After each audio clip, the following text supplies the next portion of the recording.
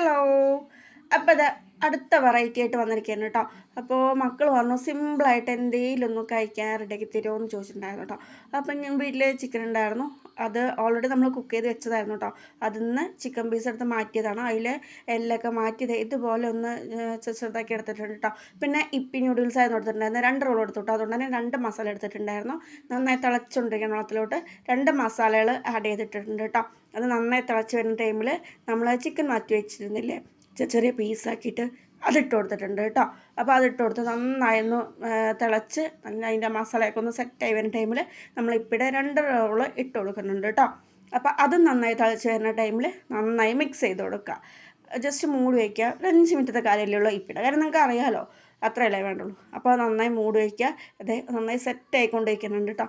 അങ്ങനെ നമ്മുടെ അടിപൊളി ചിക്കൻ വിത്ത് നൂഡിൽസ് റെഡി ആയിട്ടുണ്ട്. അപ്പോൾ ഇതാണ് ഫൈനൽ ലുക്ക് വരുന്നത് കേട്ടോ. കാണാൻ നല്ല ഭംഗിയുണ്ട്, പക്ഷെ കഴിക്കാനും നല്ല കിട്ടുമായിട്ടാണ്. ഒന്ന് ട്രൈ ചെയ്ത് നോക്ക് കേട്ടോ.